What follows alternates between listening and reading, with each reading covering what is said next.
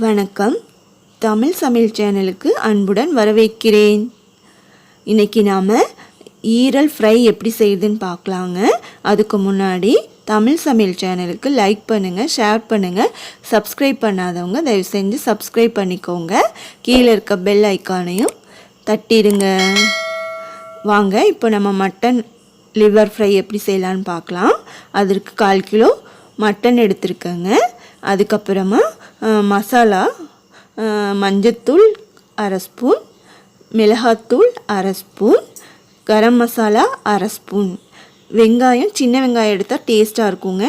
சின்ன வெங்காயம் இல்லாட்டினா பெரிய வெங்காயம் எடுத்துக்கோங்க 1, இஞ்சி சின்னதாக கட் பண்ணி வச்சது, பூண்டு சின்னதாக கட் பண்ணி வச்சது, அதுக்கப்புறமா 2 துண்டு பட்டை, 5 கிராம்பு, ஒரு அன்னாசி பூ, அப்புறமா தேவையான அளவு உப்பு எடுத்துக்கலாங்க.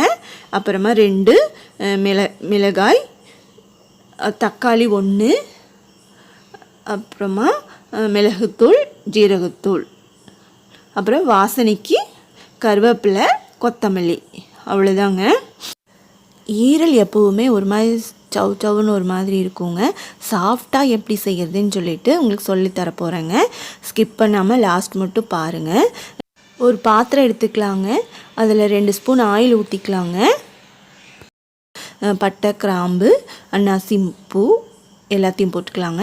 அடுத்து கட் பண்ணி வச்சுருந்த பூண்டு, பச்சை மிளகாய் போட்டுக்கலாங்க. போட்டு நல்லா வணக்கிக்கலாங்க. அதுக்கப்புறமா இஞ்சி போட்டுக்கலாங்க.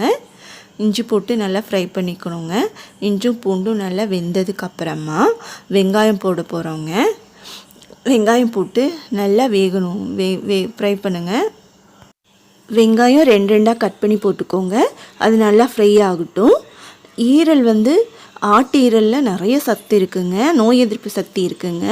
பழங்களை விட, கீரைகளை விட அதிக அளவு புரோட்டீன் இருக்குங்க. ஒரு கட்டு கீரையில் இருக்கிற புரோட்டீனு 2 துண்டு ஈரல் சாப்பிட்டாலே போதுங்க. இப்போ மஞ்சத்தூள் போட்டுக்கலாம். அடுத்தது மிளகாத்தூள் போட்டுக்கலாங்க. கரம் மசாலா 1 ஸ்பூன் போட்டுக்கலாங்க. இதெல்லாம் போட்டு நல்லா ஃப்ரை பண்ணிக்கலாங்க. வெங்காயம் நல்லா வெந்துடுச்சு.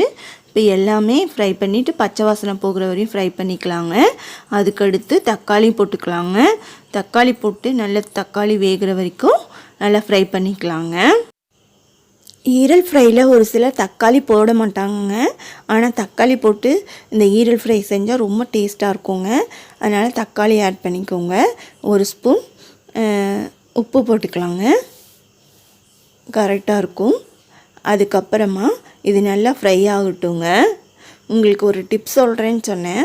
அதை நான் சொல்லித்தர போகிறேங்க. இப்போது ஈரலில் சாஃப்டாக இருக்கணும்னா அதுக்கு மேலே ஒரு லைட்டாக ஒரு தோல் இருக்குங்க. அதை ரிமூவ் பண்ணிங்கன்னா ஈரல் ரொம்ப சாஃப்டாக இருக்குங்க. பாருங்கள், நான் காமிச்சிருக்கேன் எப்படின்னு. ஒரு துண்டு ஈரல் எடுத்துக்கோங்க. அதுக்கு மேலே ஒரு லைட்டாக ஒரு லேயராக ஒரு தோல் இருக்குங்க. அது 4 பக்கம் இருந்தாலும் சரி, 2 பக்கம் இருந்தாலும் சரி, அதை எடுத்துக்கோங்க. ரிமூவ் பண்ணிக்கோங்க. ரொம்ப ஈஸி தாங்க. ஈஸியாக அந்த ரிமூவ் பண்ணி எடுத்துடலாம். பாருங்கள், பிடிச்சி இழுத்தாலே அப்படியே வந்துடுங்க. அவ்வளோதான். இந்த மாதிரி எல்லா ஈரலையும் நாம் எடுத்து வச்சுக்கலாங்க. முன்னாடியே எடுத்து வச்சிட்டோம்னா சமைக்கும் போது டக்குன்னு போட்டுடலாங்க. இப்படி இந்த தோலை எடுத்துட்டு சமைச்சு பாருங்கள். எல்லோரும் உங்களை பாராட்டுவாங்கங்க. ரொம்ப நல்லா சாஃப்டாக டேஸ்ட்டாகவும் இருக்குங்க. நீங்கள் ஒரு டைம் இப்படி எடுத்துகிட்டு ஈரல் செஞ்சு பாராட்டு வாங்கிக்கோங்க. பாருங்கள் எப்படி வருதுன்னு. ரொம்ப ஈஸிங்க. இது இப்படி செய்யுங்க.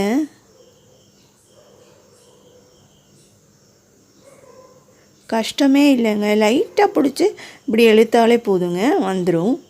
அவ்வளோதாங்க.